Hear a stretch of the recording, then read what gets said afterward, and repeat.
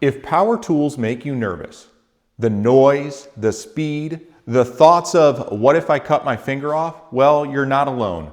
I was like that when I started, and a few people that I've trained along the way, I've noticed the same behavior in them as well. Over time, I built real confidence.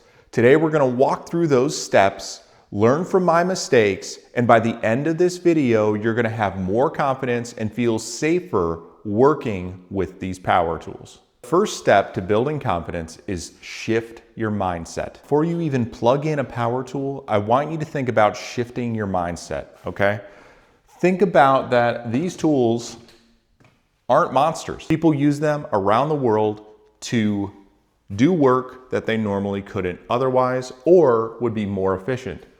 They obey the laws of physics. They're going to make your job a lot easier. After you get used to them and more comfortable and build that and change your mindset into thinking that they're not scary, but that they're actually helpful tools, that is something that'll really help you along the way. And I did the same for myself. Instead of thinking that they're scary or that I couldn't use them, I thought every time I interact with them, I'm going to build more confidence and improve my skills. And that was a real game changer for me. Early on in my career, I thought a circular saw was a chainsaw from a horror movie.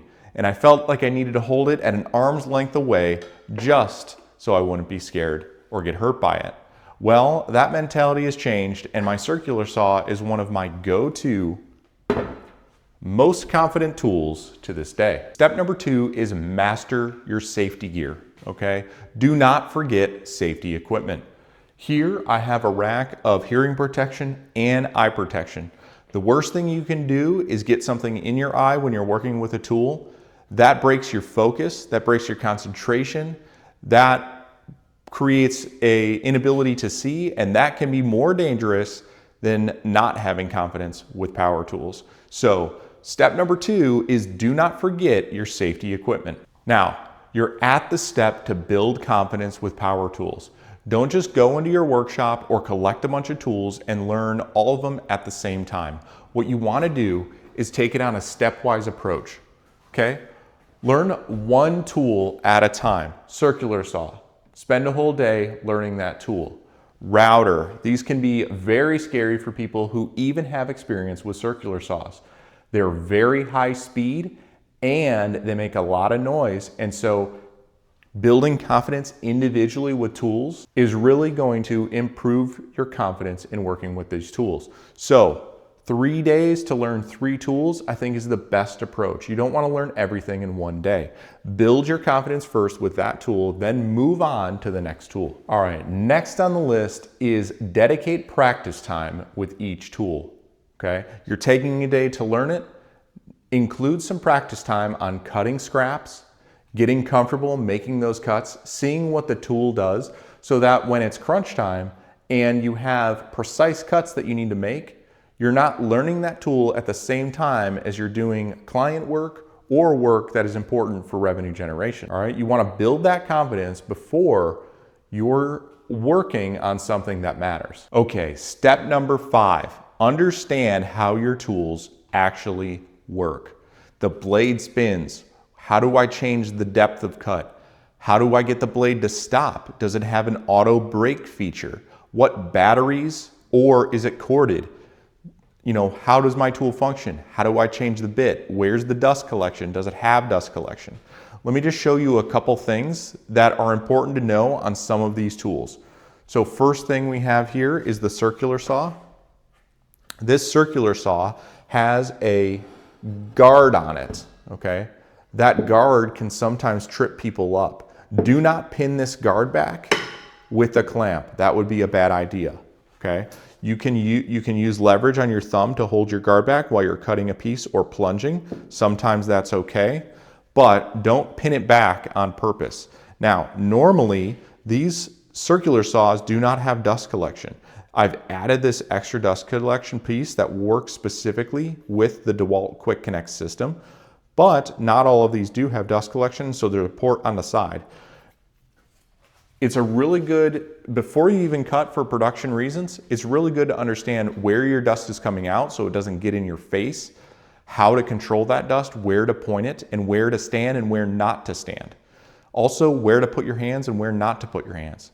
Some tool companies like Festool will have specific areas and color coordination on what parts are mechanical and you can adjust.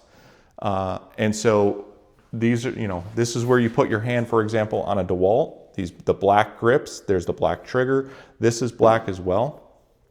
You'll notice on the DeWalt router here, we've got a dust collection port that swivels, okay? You've got black handles on each side with black triggers, okay? Color coordinated. You've got a plunger that is a black thumb press to plunge the router and expand it up. So there's color coordination to these tools. You might not really realize it, but it is there, okay? Know how your tools work, know where they're blowing dust out, know what features that they have. Do they have kickback protection? Those sort of things. On top of knowing how your tools work, know what condition they're in, which is super important. What is the blade like on your table saw? Is it dull? Is it warped? Does it have leftover material on it? It's important to inspect your tools prior to using them to say, okay, is this broken? Are the bolts loose? Is anything wrong? Going along with knowing your tools, know what they sound like when they're in good working condition. That will help you understand, okay, this doesn't sound correct. I need to make a change here, or I need to shut this down, unplug it, and inspect it. I actually have a story for you on the table saw where I'm used to it making a certain noise. I noticed the noise was different, and the bolt for the table saw blade actually came loose, and I was able to pick that up with my ear to hear, okay, that doesn't sound correct. I'm shutting everything down. I'm gonna unplug it, and I'm gonna see what's going on. The blade wasn't breaking. It has a brake feature. It wasn't breaking, and I noticed that the bolt was loose, and I was able to correct that. And so knowing how your tools act when they're in good working order will help you understand when they are not acting correctly. All right, step number 6, start small, celebrate wins, and scale up gradually. Going back to those earlier steps, you're gonna wanna make practice cuts. Once you achieve those practice cuts, then you're gonna wanna scale up gradually and start making something that matters.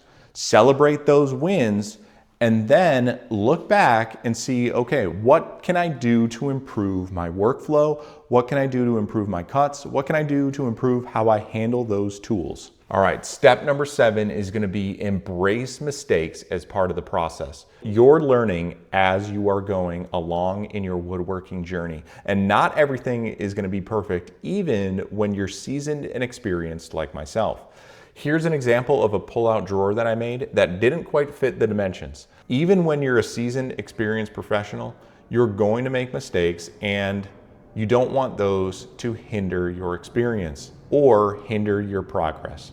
And so here's an example where I did make a mistake. Even measuring twice and cutting once, I still had to run this through the table saw and take a little bit of material off just so I can get it to fit proportionally in the cubby that it was designed for, okay? So not everything goes as planned, and that's just part of the learning process, okay? So now, once I've made that mistake, I can go back and think about things differently in the future and say, okay, let's measure and add a little bit of clearance so that I know that these things can fit. Those drawer slides actually have the ability to flex a little bit out, but you can't make them smaller. All right, back to the beginning now, all right? I'm gonna leave you with a solid tip.